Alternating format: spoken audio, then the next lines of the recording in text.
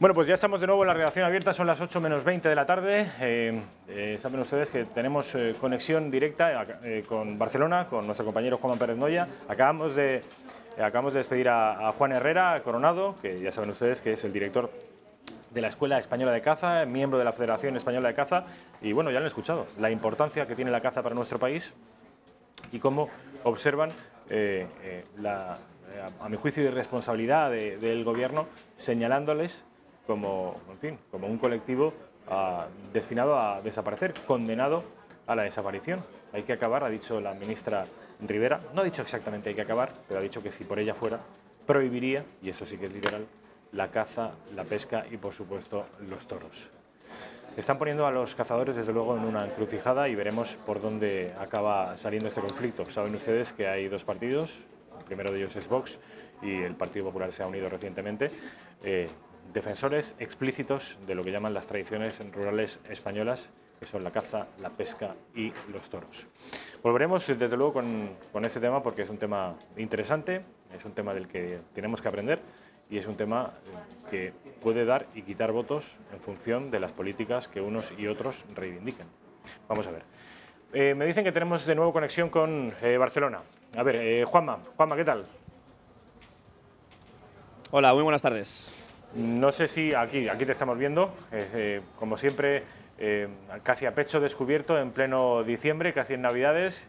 Juanma, estás delante de ahora mismo un... Sí, bueno, la temperatura no es demasiado elevada, pero a nivel climatológico sí que hemos visto un poquito de ambiente caldeado cuando por lo menos ha llegado el presidente del Gobierno acompañado de sus principales ministros a este Palacio de Pedralbes para comenzar la reunión con Quim Torra y dos de sus consejeros. Como has comentado antes, Rafa, hay bastante confusión porque mientras el Gobierno nacional, el Gobierno de España, afirma que esto no es una reunión bilateral, sino que simplemente aprovechando el Consejo de Ministros de mañana, Quim Torra va a recibir como anfitrión a Pedro Sánchez y aparte Meritxell Batet, ministra de Política Territorial, y Carmen Calvo, la primera vicepresidenta del Gobierno, se van a reunir con Pere Aragonés y con Elsa Artadi, consejera de Presidencia, es decir, con sus homólogos. Sin embargo, desde la Generalitat dan una versión totalmente diferente. Dicen que esto es una cumbre bilateral, es decir, de igual a igual, de Estado a Estado, y que se van a reunir tanto Sánchez como Carmen Calvo como Batet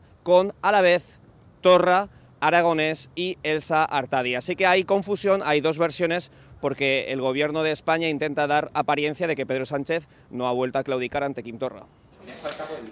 Juanma, a ver si no me falla la memoria. Acabas de decir que, obviamente, aparte de los presidentes, el presidente del Gobierno de España y el presidente de la Generalitat, les acompañan por parte del Gobierno de España Calvo y Batet, dos mujeres, una de ellas catalana, y por parte de... Carmen Calvo, la primera vicepresidenta, y Meritxell Batet.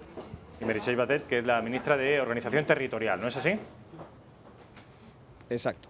Además, no sé si saben ustedes que Meritxell Batet es catalana, obviamente, como su nombre y su apellido nos hacen sospechar, y es además miembro del Partido Socialista de Cataluña. Es además de la rama más catalanista, al contrario que Josep Borrell, que también es un socialista catalán. Meritxell Batet es de la rama más catalanista del PSC. De manera que esto también puede hacernos sospechar de por qué derroteros va a discurrir esta cumbre a juicio de los independentistas, esta reunión a juicio del Gobierno de España. Juanma, aparte de Joaquim Torra, va a estar con él Elsa Artadi, decías, y Pere Aragonés. Sí, Elsa Artadi, que es la consejera de Presidencia, aparte de la portavoz del Gobierno catalán, y Pere Aragonés, que es el primer vicepresidente de la Generalitat, el primer consejero en este caso. Por tanto, desde la Generalitat hablan de una reunión de igual a igual entre los tres principales miembros del Gobierno español por un lado y catalán por otro. Y había muchas dudas, Rafa, más allá de a nivel administrativo de esta propia reunión, había muchas dudas acerca del ambiente que se viviría en Barcelona. Creo que podemos ver más o menos cómo está ahora mismo la entrada de este Palacio Pedralbes. Ahora mismo no hay mucha gente, teniendo en cuenta que la reunión ya se está produciendo. La expectación ha sido antes del comienzo de la reunión, cuando entonces sí que podíamos comprobar que en torno a unas 150 personas se concentraban a las puertas, entre ellos los famosos CDR, personas que han venido pues a proferir insultos cuando al paso de la Policía Nacional, perros, traidores españoles, también al paso del ministro de los dos primeros ministros y aparte de Pedro Sánchez han insultado traidores, han proferido gritos de españoles, hijos de, bueno, como todo el mundo sabe, el lenguaje habitual, y ahora sí que estamos viendo cómo la situación está mucho más tranquila. Lo que es cierto es que algunos de ellos han intentado cortar la calle, sin embargo los Mossos d'Esquadra han podido neutralizar antes de que avanzasen hacia la avenida Diagonal. De momento no hay ningún incidente grave, más allá, por suerte, efectivamente, más allá de los insultos habituales hacia los representantes del Gobierno español y la Policía Nacional. ¿Qué dices hacia los representantes del Gobierno español y de la Policía Nacional? Sabemos que en las últimas horas se han desplazado concretamente 3.000 efectivos de la Policía Nacional a Barcelona para velar por el orden y en previsión de que pudiera ocurrir lo que ocurrió el 1 de octubre, es decir, que los Mossos d'Esquadra se rebelaran contra el orden constitucional. ¿Tú has visto, Juanma, por curiosidad, no es desde luego un dato científico que Juanma Pérez Noya lo haya visto o no lo haya visto, pero por curiosidad, ¿tú has visto, además de Mossos, que estás viendo, y nosotros también, detrás de ti, has visto a furgonetas y miembros de la Policía Nacional? Sí, han pasado algún furgón policial de la Policía Nacional, pero no han intervenido. Quienes se han dedicado a garantizar el orden, por lo menos en esta zona, han sido, como estamos viendo, los Mossos d'Esquadra, no las fuerzas de la Policía Nacional, que se han pasado en un par de ocasiones, pero que se han mantenido al margen, como posible refuerzo en caso de que los incidentes fueran mayores. De momento, quien garantiza la seguridad son los Mossos d'Esquadra. Juanma, porque este barrido que habéis hecho con la cámara me resulta muy interesante porque quizá muchos madrileños o españoles del resto de España, de fuera de Cataluña, podrían empezar a imaginarse que vuelve a Cataluña una rebelión y parece que el ambiente está bastante tranquilo. ¿Es la sensación que tú tienes también? Bueno, el ambiente está hoy, por lo menos, tranquilo en el entorno del Palacio Pedralbes. Sí que es cierto que al ver las cámaras de Intereconomía los comentarios habituales eran: vamos a intentar no hacer ningún tipo de acto violento para que no lo saquen la prensa española manipuladora. Ese es el grito con el que habitualmente se refieren a nosotros. Así que lo cierto es que no ha habido ningún incidente grave, eso es la verdad, pero eso sí, es el ambiente que se suele vivir en los últimos tiempos en torno a la prensa que intentamos venir a hacer nuestro trabajo, recibida con insultos, o por ejemplo hacia la Policía Nacional, que ya insistimos, les han acusado de maltratadores, de traidores, de perros españoles. La última pregunta, Juanma, y esto ya no es información, aquí ya te estoy pidiendo opinión y casi predicción. ¿Qué crees que puede ocurrir mañana a juicio de lo que estás viendo hoy? Nosotros la percepción que tenemos es que hay intención, por lo menos, más que hoy, a las puertas de este palacio, donde sí que hay representantes del Gobierno de la Generalitat, mañana, antes del desarrollo del Consejo de Ministros, sí que puede haber algún tipo de incidente, porque como ya decíamos, ha habido algún conato para intentar cortar las calles. Sin embargo, los Mossos d'Esquadra han podido contenerlo porque lo han intentado en torno a unas 20-30 personas, no más. Además, la mayoría eran jóvenes o adolescentes. El problema es mañana, cuando sí que hay movilización real y seria para paralizar tanto los accesos a Barcelona como el entorno del Consejo de Ministros, hacer un boicot bastante más violento o agresivo. Y ahora ya sí que la última, Juanma. ¿Saben por ahí que eres del Madrid, incluso que eres socio? Ahora lo voy a gritar, ahora en cuanto despidamos la conexión. ¿Y podrías gritarlo en directo ahora delante de los Mossos y de los CDR? Sí, no hay ningún problema. De todas formas, te digo, Rafa, el segundo equipo con más aficionados en Cataluña es el Real Madrid. Es verdad, entonces, es verdad. Por encima incluso del español. Demasiado extraño. Efectivamente. Juanma, sí, del Real Club Deportivo Español.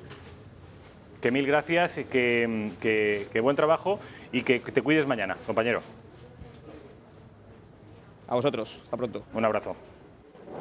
Bueno, pues ya han visto ustedes a Juanma Pérez Noya, nuestro compañero, desde el Palacio de Pedralbes, donde se está produciendo en estos momentos, a juicio de la Generalitat, una cumbre, como la que se produce entre la República Popular de Corea y el gobierno ruso, y a juicio del gobierno es simplemente una reunión entre el gobierno nacional y un gobierno autonómico, que cada uno saque sus conclusiones. Lo cierto es que, y a juicio de esas imágenes que acabamos de ver, no es un ambiente demasiado, en fin, agresivo por lo que parece. Vamos a ver lo que ocurre mañana, pero por el momento sí que es verdad que hay del orden de 10 o 12 furgonetas de los Mossos d'Esquadra pero quizá eso pueda disuadir a muchos de hacer tonterías.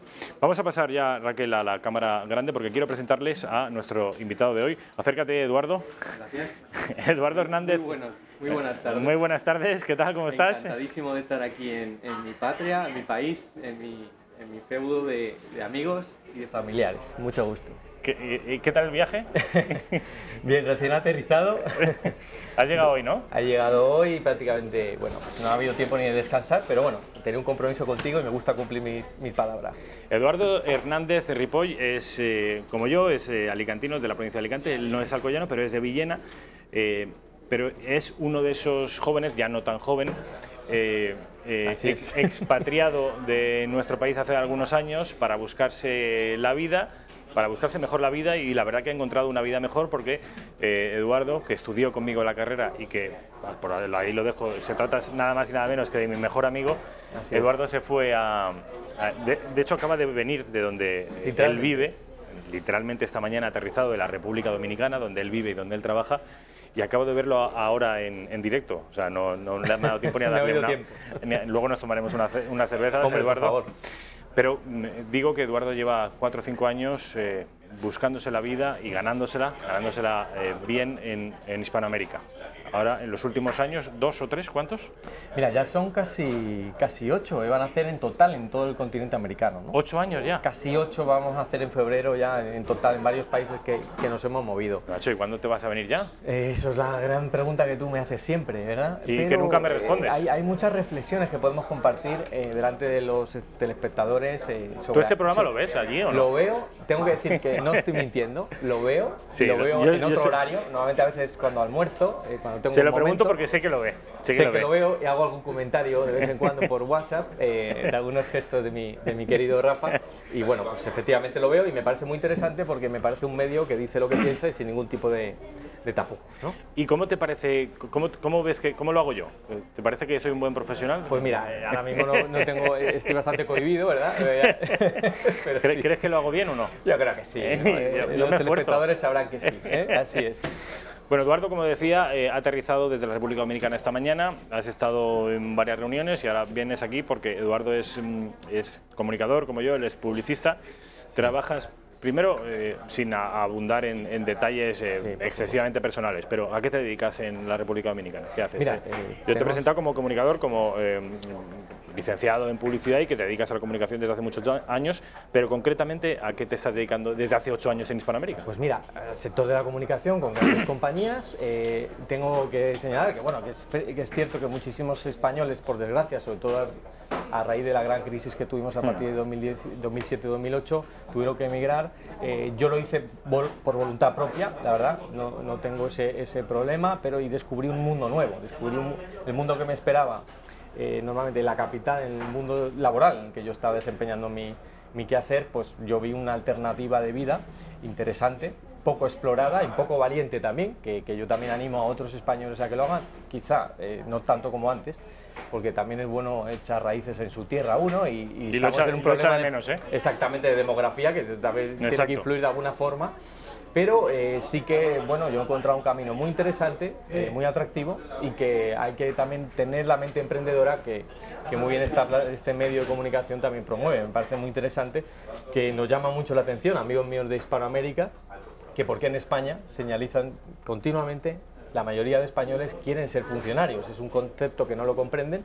Y yo caso con esa idea, es decir, ¿cómo es posible? Ayer vimos una noticia relacionada también con el tema del sector, que va a haber más plazas, es el sueño de muchísimos jóvenes, y bueno, pues realmente me choca con el afán de emprendedurismo que he notado en América Latina, con amigos colombianos, pero porque amigos también allí está todo por hacer, o sea, aquí el mercado está mucho más saturado. Hay muchas más oportunidades, claro. Pero por eso también animo a que desde España, que tenemos un talento espectacular, de los mejores del mundo, vayamos a ayudar a Hispanoamérica, a nuestros hermanos de Hispanoamérica, a hacer mejor las cosas, ¿no? Y se puede, hay una gran oportunidad. Vale, pero Eduardo, no me has respondido. ¿Qué haces exactamente allí? Mira, yo me dedico a la comunicación. No te quiero que me digas la empresa en la que trabajas ni las empresas, si no quieres, pero vamos, ¿me puedes decir cuál es tu labor? Es consultoría pura de comunicación. que a través de grandes compañías y particularmente desarrollado para el sector bancario, el sector de seguros, el sector de turismo especialmente ahora en los últimos tiempos. El sector del turismo también. El sector del turismo estamos incursionando muy interesante. Qué interesante, ¿eh? El sector del turismo en la República Dominicana, que ya me contará. A nivel regional incluso, a nivel América Latina, según el último estudio, el último informe de la OMT, de la Organización Mundial del Turismo, señalaba que América Latina había sido uno de los continentes, junto con otros continentes emergentes, de los que más habían crecido en el último 2018, el último informe. ¿Y el hecho de que seas español es un plus allí? Mira, tengo que decir aquí dos cosas, ¿no? Efectivamente, el respeto que yo me encuentro como español en América Latina es espectacular. Como otros compatriotas también habrán notado. Efectivamente, es espectacular, las puertas abiertas, la alfombra roja, de entrada, luego tienes que demostrar que efectivamente vales. Pero a priori... A priori tienes una carta de presentación bastante muy buena, podemos decir.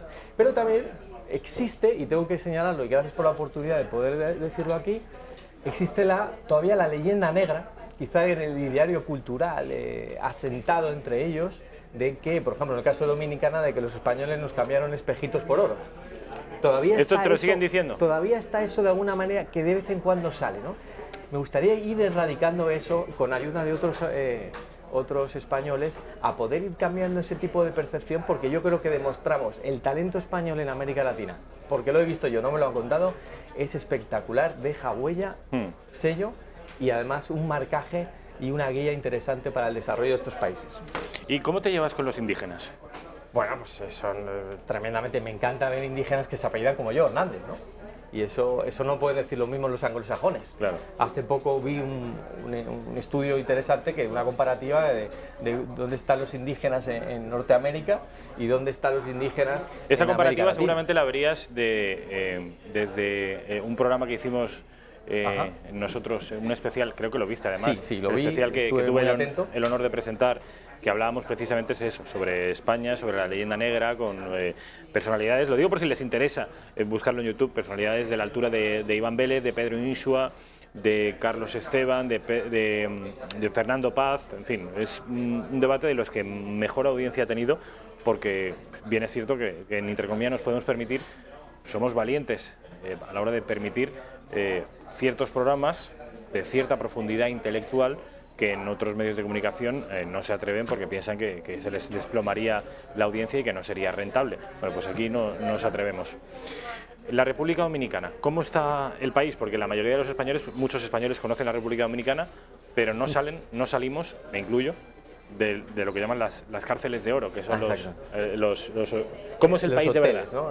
Que no salimos de ahí. Exacto. Realmente el turismo está concebido de una manera muy endógena y realmente no emerge la cadena de valor del turismo, se queda solamente en los hoteles. No como España, que claro, España es entera un hotel, porque la seguridad que hay en el país, la gastronomía, el dinero, la prosperidad, los monumentos, el patrimonio, es todo un museo. Pero la imagen que tengo yo de República Dominicana, y he estado no sé si 2 o 3 veces, es que más allá del hotel y las playas paradisíacas, isla adentro no hay algo que merezca la pena. ¿Me equivoco? Sí hay, lo que pasa es que está en pleno desarrollo y yo confío que en el gobierno actual dominicano de Danilo Medina, pues sí que emprenda ese tipo de iniciativas en torno a una cadena de valor desarrollada del turismo. ¿Y qué quiere decir esto? A ver. Quiere decir artesanía, quiere decir gastronomía, que la hay, que es muy desconocida por el turista normalmente europeo. Ahora vamos a hacer una parte de la gastronomía, pero continúa hablando. Y tú eres un visitador bastante frecuente de República Dominicana, pero muchos españoles conocen República Dominicana como Punta Cana. Punta Cana casi como país, como isla, sí. Dentro de lo que es República Dominicana. Punta Cana es, que mucha gente no lo sabe, es una zona privada. Es una especie eso de... Eso para empezar. De los Rainieri, de una familia muy poderosa históricamente en República Dominicana, y Punta Cana es un desarrollo privado espectacularmente llevado a cabo, con un aeropuerto que es de los que mejor funcionan en el mundo y los más rentables del mundo, es increíble. Y es privado. Mira, es privado.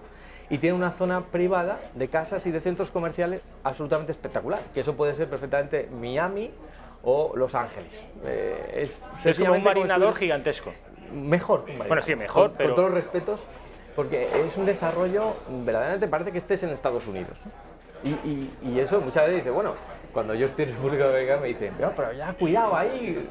Claro, seguridad. Cuéntame, habla de la seguridad. Bueno, pues mire, yo vivo en Santo Domingo. Santo Domingo es una ciudad pues, que tiene sus islas, su burbuja, que puedes vivir bastante bien, te mueves en un entorno bastante interesante, pero también es verdad que luego, como todas las grandes capitales, cuando tú sales de lo que es el centro, pues tienes tus zonas peligrosas, ¿no?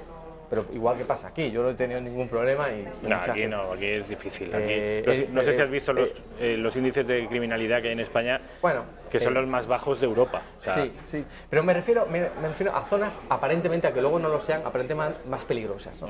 Ahí sí que tienes en los suburbios. ¿Pero tú no has tenido ninguna sensación de peligro? No, en absoluto, y mira que están otros países que sí lo he tenido, y tú lo conoces, como Guatemala es un país que me preocupa más. Peligrosísimo. Bastante más peligroso, y República Dominicana puedes caminar, no hay ningún problema. Es verdad que no hay muchas aceras, eso es un tema diferenciado de organización urbanística, de Europa y nosotros y aquello, pero sí que es verdad que es interesante, ¿no?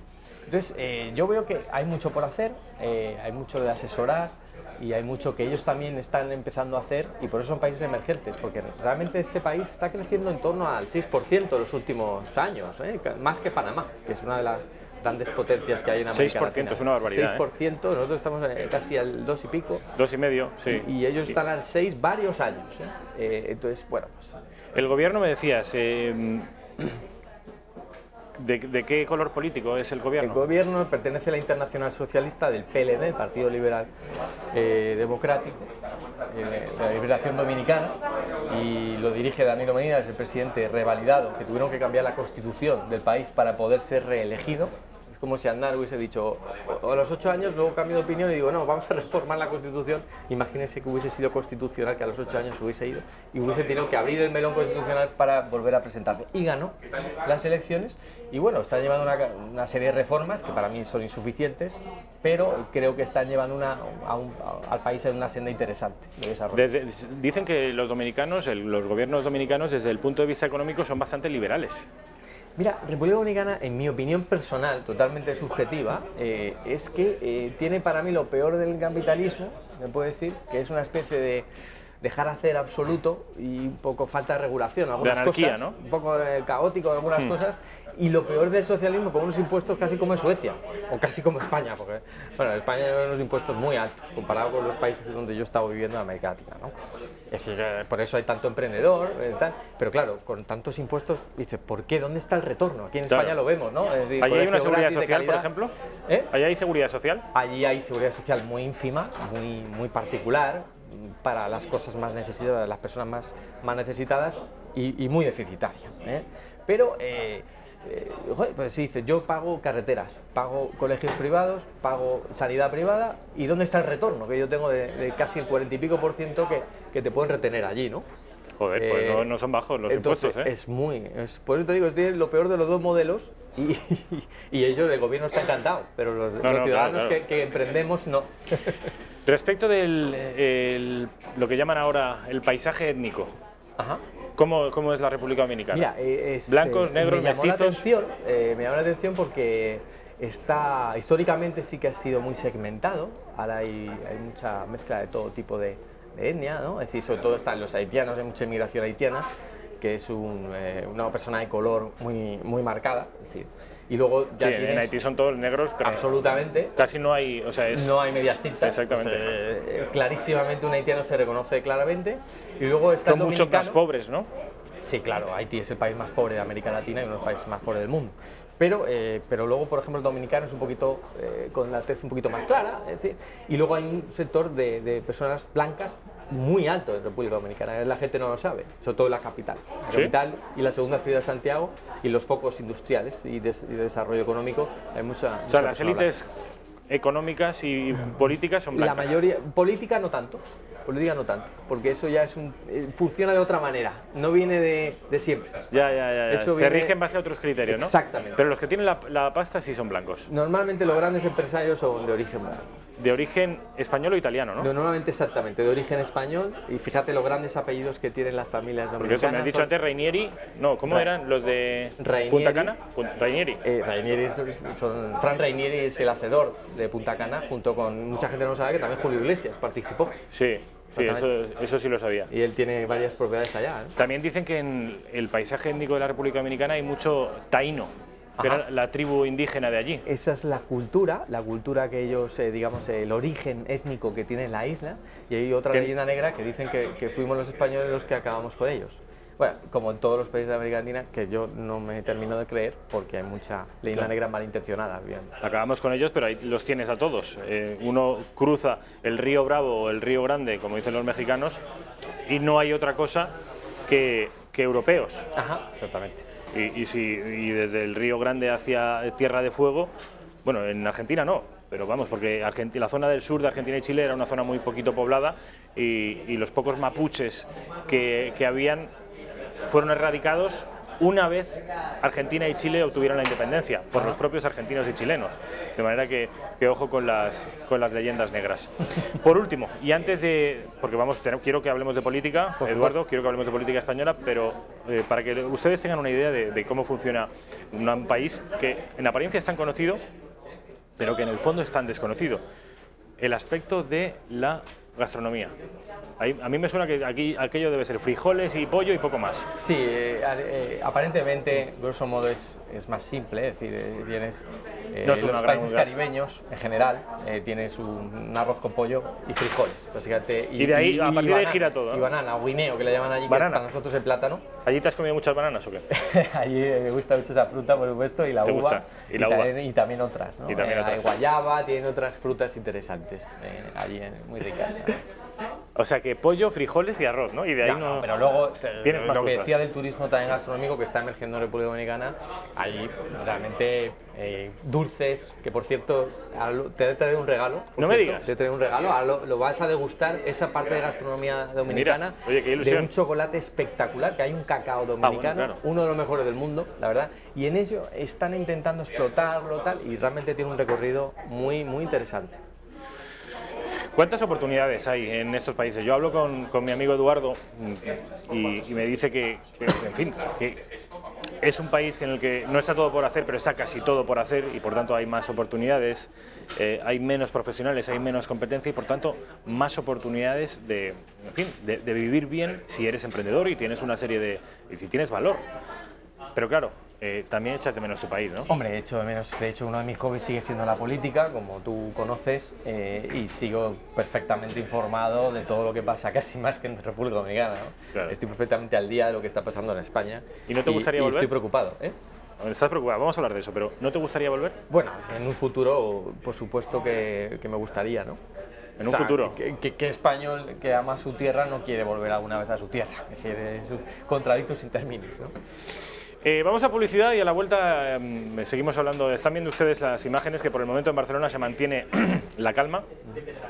Vamos a cruzar los dedos porque así siga siendo. Vamos a publicidad y a la vuelta seguimos hablando con Eduardo Hernández Ripoll de política. Pues ya estamos de vuelta en la redacción abierta de Intereconomía. Te tengo que decir, Eduardo, que tenemos el grupo que compartimos con los hermanos Vidal, con Guillermo y con Pablo. Bueno, ¿Cómo se llama el grupo? No hablaría yo mucho de ese grupo. Lo digo porque nos están viendo los hermanos, los Vidales, y nos dicen, Capo, que es como le llamamos a Eduardo, te echamos de menos, y una fotografía tuya y mía. Hombre, aquí, nos están viendo y un saludo pues, de aquí. Un saludo, desde luego. Vidal. Guillermo, te habíamos dicho que Guillermo es ingeniero nuclear. Él se declara de ideología pronuclear, sencillamente, no hace falta decir nada más, pronuclear, y él siempre, en fin, le hemos dicho que aprovechando el advenimiento del capo en carne mortal... El capo, el capo de Eduardo, que aprovechara a Guillermo para que viniera aquí a contarnos movidas nucleares de las suyas. Bueno, pero en su caso, cuando dice las cosas de verdad, no, claro. No posando. No, claro. Que él es muy de decir una cosa en público y luego en privado. Exactamente. No. Dilo de todas las movidas de Chernóbil y todo lo que decía. Qué barbaridad. Bueno, estoy esperando los mensajes de Guillermo. Muy bien. Bueno, Eduardo, estábamos hablando antes de la República Dominicana, de tu vida allí, de cómo es el país. Pero quiero que hablemos también de política española porque yo creo que estás casi más enterado que yo de lo que ocurre con la política española. De hecho, ahí ven ustedes que es uno de esos españoles de pulserita con la bandera de España que tanta rabia le da a Pablo Iglesias. ¿Por qué no? Y yo la tenía antes de que existiera este sujeto. Es decir, yo la tengo hace... ¿Sujeto? Pablo Iglesias. Exactamente. Es decir, Yo ya tengo muchísimos años y independientemente de lo que digan o que pues quieran... le molesta mucho a Pablo Iglesias. O el odio que quieran amedrentar. España existía mucho antes y a pesar de Pablo Iglesias seguirá existiendo sin ningún tipo de problema. Bueno, ¿cómo se ve la realidad política? Sí, dígame. Tenemos una llamada. Estamos en directo y sin embargo los compañeros nos están intentando boicotear. Bueno, esto es habitual, Eduardo, no te preocupes. Te decía que cómo se ve la realidad española desde tan lejos, con preocupación, porque hay veces que cuando uno está fuera se preocupa más incluso que los que están dentro. Mira, incluso he recibido comentarios de amistades que tengo en América Latina, es decir, les llama la atención cómo nosotros estamos en problemas de nimiedad, o sea, no estoy hablando de Cataluña, que es un problema mayúsculo en territorio nacional, pero estoy hablando de asuntos un poquito de que si la mansión de Pablo Iglesias, que si no sé, son un poquito nimios para los problemas reales que tienen los hispanoamericanos, que son de seguridad, que son de acceso a vivienda, que son temas reales de acceso a una canasta básica de alimentación, o sea, es decir, chocan un poco con los problemas que estamos manejando aquí, ¿no? Y también llama la atención el culebrón excesivo y digamos, totalmente justificado que tenemos ilusoriamente del tema mágico de Cataluña, ¿no? Son heridas imaginarias, son heridas imaginarias. No hay ningún problema en Cataluña, más que un problema sentimental. No iba a ser una Cataluña escindida un lugar donde corrieran ríos de leche y miel y donde se pudieran atar los perros con longanizas. No iba a ser eso. En realidad es un problema sentimental, es un problema emocional, de heridas imaginarias. No hay una razón objetiva, ni una, ni tres, ni cuatro, ninguna, por la que esto simplemente, pues, una cuestión emocional de que hay una parte de la población que detesta, no puede soportar su condición de española. Estamos viendo, Raquel, te voy a pedir, a ver si podemos volver a conectar con Juanma Pérez Noya, porque parece que la cosa se está animando en Barcelona, entonces vamos a ver si podemos, te pido la conexión para cuando puedas. Eduardo, el asunto de Cataluña, ¿cómo se ve desde fuera? Porque tú te has comido todo el procés desde fuera y entiendo que muy preocupado. Sí, bastante preocupado, incluso me he encontrado gente de Burgos que es independentista, entonces yo no entiendo absolutamente nada, he intentado incluso rebatir y ya incluso ya sé, no hay relación incluso con esas personas, ¿no? Es decir, yo creo que la enfermedad ha llegado desde hace mucho tiempo, no hemos sabido frenarla, es una enfermedad que ha calado desde los instintos más, a través del humor, a través de la educación, a través de cosas que desde el ámbito estatal nunca hemos prestado la suficiente atención, que es la única manera de revertir esto a largo plazo y a través de invertir, intensificar en esta vía y profundizarla.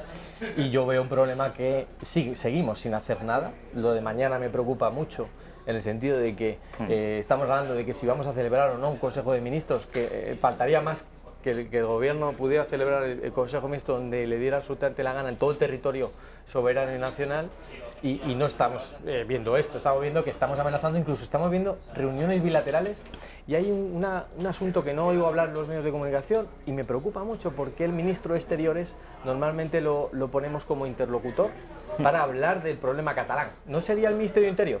Digo, me pregunto eso continuamente, pero sigo viendo a Borrell hablando de Cataluña. No lo comprendo y no sé si aquí me pueden aclarar un poco eso. Bueno, dicen que el partido, lo dice Margallo, que ha estado y que viene con regularidad al gato al agua, alguna vez se le ha preguntado, y él dice que el partido de Cataluña se juega principalmente en el exterior. Claro, efectivamente. En tanto que la paradiplomacia separatista lleva trabajando muchos años y no estamos siendo capaces de revertirla. Quiero que veas, Eduardo, un político al que te referías antes como ese sujeto. Bueno, es que Pablo hay que ser Iglesias. elegante también. Pablo Iglesias. Y hay mucha gente en Cataluña y en España que necesita que haya presupuestos, que necesita que los servicios públicos funcionen. Y además de eso, hay problemas políticos que se tienen que resolver con el diálogo.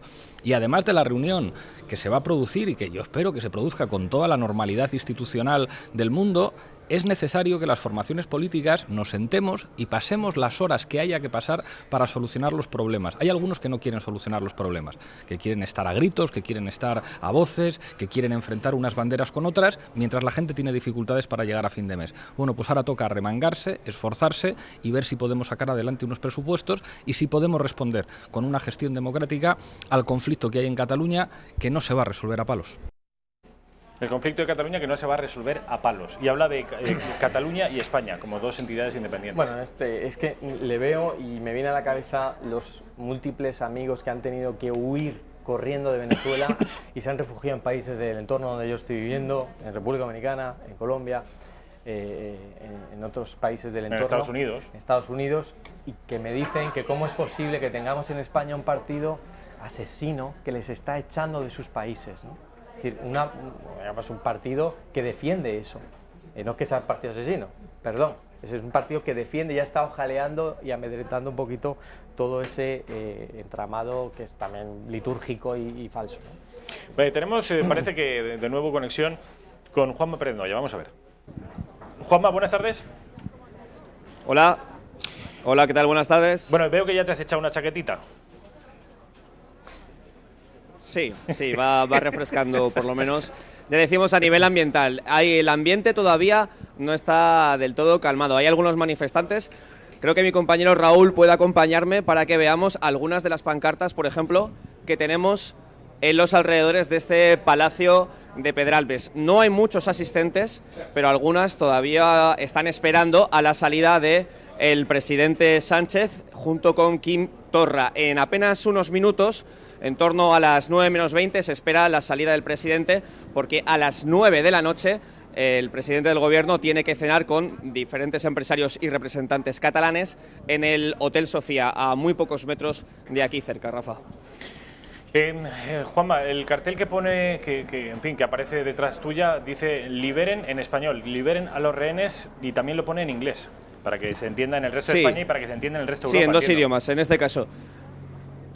este caso. Liberen a los rehenes, release the hostage, and parte en inglés. Vamos a ver si podemos hablar con alguno de estos manifestantes. No sé si alguno quiere hablar con nosotros en este caso. Sí. No sé si en este caso escribís la pancarta en castellano y en inglés. ¿Por qué no en catalán? Para que llegue el mensaje en catalán. Nosotros ya lo tenemos bien visto, entonces pues para que llegue a todo el mundo y que sobre todo el gobierno del señor Sánchez, que tiene a mal tener presos políticos que ya o políticos presos, quiero decir, en función rehenes, son rehenes, porque es una gente que no ha hecho nada para estar en la cárcel. O sea, pues para que ellos les quede claro, que no digan que lo vieron en catalán, libertad, aquello pues así. Y una pregunta, en este caso, por ejemplo, ¿cómo valoráis vosotros el hecho de que se esté movilizando por redes sociales a algunas personas, algunos miembros de los CDR, convocando a mañana a hacer algún tipo de incidentes en todo el Consejo de Ministros? Hombre, incidentes, yo no he visto que haya nadie que diga que quiere hacer incidentes. Paralizar el país o cortar carreteras en este caso. Quieren protestar y eso es lo que hay, solo protesta pacífica, democrática. Determinación de Cataluña. Claro. Vale, me parece bien. Y entonces yo pregunto, ¿es parte de ese derecho cortar mañana las carreteras o las vías del AVE? Es una manera de expresar lo que sentimos, de lo que queremos, y que es una injusticia de que no nos dejen ni votar lo que pensamos, ni salir a las calles. Cuando hay otra gente que se manifiesta en las calles, te aporrean, no te dan y no pasa nada. Y nosotros, los CDRs, los llaman comandos terroristas, y están equivocados porque los CDRs no son así. Entonces, cuando los CDR, por ejemplo, asumieron el ataque a la casa del juez Llarena o, por ejemplo, la persecución a algunos de los hijos, en ese caso, ¿vosotros lo consideráis parte de la actividad de los CDR, algo ajeno a vosotros, algo justificable, no? Mira, yo creo que las manifestaciones de cada gente, alguien que lo hizo, la persona que hace eso ya responsabilizará. Lo que pasa es que hay diferentes actos que nosotros consideramos que están bien, otra gente lo considera que está mal, ¿sabes? Pero en este caso lo reivindicó Arran, las juventudes de la CUP, quiere decir, no alguien ajeno a mi título individual. ¿Sabes qué pasa? Que al menos yo, no sé si mi compañero también piensa lo mismo, el pueblo manda y el gobierno tiene que obedecer lo que el pueblo hace, porque si no, estamos aquí en una dictadura y aquí... ¿Pero qué pueblo? ¿Parte del pueblo o todo el pueblo? Mira, un 80% de Cataluña quiere votar el derecho a la autodeterminación. Se está negando un derecho humano. Pero en este caso, a nivel votos, hay un 52% de votos no independentistas en Cataluña, y sin embargo se habla de toda Cataluña. ¿Por qué? Podemos votar y lo comprobamos, si somos el 48%, no hay ningún problema. Acatar lo que salga y ya está. Y ya está. Pero se nos está un derecho humano que tenemos, se nos está criminalizando. Y una pregunta que yo os hago. En este caso, por ejemplo, la votación que se recoge dentro de la Constitución en el conjunto del territorio nacional de España, vosotros no la aceptáis entonces. Hombre, yo creo que alguien que sea de Madrid o Sevilla, porque tiene que decir qué es lo que nos conviene a los catalanes. Yo tampoco voy a hacer lo mismo. Yo puedo decir, oiga, me parece que ustedes se equivocan, pero lo que no haré es impedir que se expresen libremente y que obtengan lo que crean oportunamente que... Y en el caso de que, por ejemplo, una de las provincias catalanas se manifestase mayoritariamente en contra de la independencia, ¿estaría a favor de que esa provincia permaneciese en España? Yo estoy de acuerdo con la democracia y eso no lo engloba todo. Si hay alguna provincia que no quiere estar en España, bueno, en Cataluña, pues no sé. Tabarnia, en este caso. Pero Tabarnia no existe, eso es un invento de hace 2 días. No, pregunto por decir un nombre, por nombrar a una parte en contra del independentismo. ¿Pero qué es Tabarnia? ¿No existe la parte no independentista en Cataluña? Sí, existe. Se vota, hay que votar. Entonces es un 38%. No, es un 52% de partidos no independentistas, hay de votos, perdón, de votos que no no se independentistas. manifiestan ni a favor ni en contra. No, pero en las últimas elecciones autonómicas hubo un 52% no independentista. No, eso no es cierto. Los comunes dicen, hay parte que son independentistas y otra que no. Ellos dicen que no se ¿cómo se dice? No se pronuncia al respecto, ¿de acuerdo? Pues de todas formas, yo les acatar lo que dicen ellos mismos, ¿no? Ellos lo dicen. Yo les agradezco, no tenemos tiempo, tenemos que cortar, les agradezco sus palabras, pero bueno, Rafa, como estábamos comentando, esto es lo que estamos viendo en los alrededores del Palacio de Pedralbes. No ha habido incidentes graves a lo largo del día de hoy, más allá de los insultos habituales a la policía española o a la Policía Nacional o incluso algunos gritos aislados de prensa española manipuladora. Mañana es cuando sí que es cierto los CDRs en las redes sociales se están movilizando para generar incidentes o altercados en entorno del Consejo de Ministros que se producirá, ya decimos, mañana viernes por la mañana.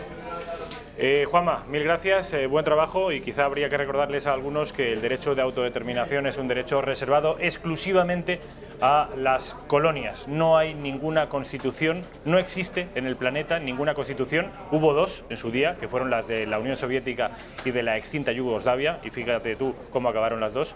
No hay ninguna constitución, repito, en cuyo articulado esté reflejado ese pretendido derecho a la secesión. No existe. El Reino Unido con Escocia es la excepción, en tanto que los británicos no tienen una constitución por escrito. De manera que este supuesto carácter antidemocrático de los españoles por no aceptar el derecho a la desmembración nacional habría que hacerlo extensivo a los franceses, a los alemanes, a los italianos, a los norteamericanos, a los argentinos, en fin, a las 192 naciones del planeta. Juanma, felicitarte por el trabajo que estás haciendo, darte un abrazo fuerte y que, en fin, que te cuides mañana. Nos vemos pronto. Un abrazo. Eduardo, ¿qué te parece? Bueno, tengo que decir que me llama la atención y ojalá se repita más veces que podamos hablar con ellos en un ámbito de cordialidad para conocer su opinión y no tener presentes contenedores quemándose o ruedas incendiándose y paralizando autopistas. O sea, me parece que es bueno que hablen en un clima de normalidad y se les escucha, aunque digan cosas que no compartimos, por supuesto, ¿no? Es decir, me ha llamado la atención ese salto cualitativo, es decir, de amenazas, de comités, de comandos de CDR a una especie de, un diálogo para intentar expresar algo, incluso en el idioma en inglés, para externalizar, como tú apuntabas anteriormente, la causa catalana afuera de España, en nuestro territorio nacional, ¿no? Quiero que veas a Dolors Montserrat, antigua ministra de Sanidad, que ahora es una de las portavoces del Partido Popular en el Congreso, decir lo siguiente respecto de Sánchez y de su supuesta política de cesión a los separatistas. Humillante, indignante ver cómo se va a celebrar una minicumbre donde Sánchez va a recibir en honores de Estado a Torra como si fuera un presidente de otro país, mientras están teniendo a Barcelona y a Cataluña prisionera del miedo de los CDRs, y donde mañana veremos como multitud de negocios, multitud de gente no puede ir a las escuelas, no puede ir a los hospitales, multitud de negocios no podrán abrir para vender, ¿no?, en esta campaña de Navidad, y tenemos a 8.000 efectivos de seguridad atendiendo a 17 ministros y no atendiendo a la seguridad de todos los catalanes. Y todo esto por una foto que quiere Pedro Sánchez con Torra, y quiere esta foto para aprobar los presupuestos y quedarse en Moncloa. Quedarse en Moncloa con aquellos que odian España y con aquellos que van a utilizar este presupuesto para romper España. Por tanto, el sanchismo ha abandonado por completo ya el constitucionalismo. Bueno, nos queda muy poco tiempo, de manera que quiero consumir los 2 minutos y medio que te quedan. No que me des opinión sobre esas palabras, sino que me des tu opinión respecto de lo que se viene llamando el fenómeno Vox. Bueno, ¿Cómo lo has visto? Me ha llamado totalmente la atención. Yo conozco el fenómeno de hace bastantes más años, ¿no? No es nuevo para mí, como tú conoces. Bueno, sí, pero no era un fenómeno, ahora sí que es un fenómeno. Ahora sí se ha convertido efectivamente en un fenómeno y es digamos, un movimiento incluso. Ellos mismos lo han dicho en alguna entrevista, ya no es un partido, es un movimiento transversal, que se equivocan aquellos que dicen que es de extrema derecha en cuanto a que bebe de diversas, si bien es cierto que casi todo es de voto derivado del antiguo Partido Popular, que a Pablo Casado yo creo que no le ha dado tiempo a transmitir o a contener digamos, esa fuga de votos que se han ido a Vox, porque ha llegado hace 4 o 5 meses. ¿Cómo lo está haciendo, por cierto, a tu juicio, Pablo Casado? En mi opinión lo está haciendo muy bien, está centralizando el discurso y adoptando un tono un poquito más como, digamos, más serio, en cuanto más contundente, más claro, cosa que antes eran un poquito más ambiguos y algunos nos tenían un poco descolocados, no sabían muy bien qué iba a hacer el presidente Rajoy, y ahora tenemos claro hacia dónde vamos y pues eso yo creo que es interesante, ¿no? 40 segundos nos queda para que apuestes. ¿Dónde crees que está el techo de Vox? Bueno, es difícil, ¿no? Cuando surgió Podemos, todo el mundo decía que se iba a quedar ahí cuando salió, el 12, 15, ¿no? Pero yo creo que si Pablo Casado sigue la línea que está siguiendo, creo que Vox va a ir teniendo que cerrar esa cota, ¿no? Y se va a quedar de una manera acotado y predestinado a no crecer mucho más. Eduardo Hernández Ripoll, mil gracias. Un verdadero placer. Compañero, vernos aquí. Nos vamos al informativo de Intereconomía. Encantado, buenas tardes.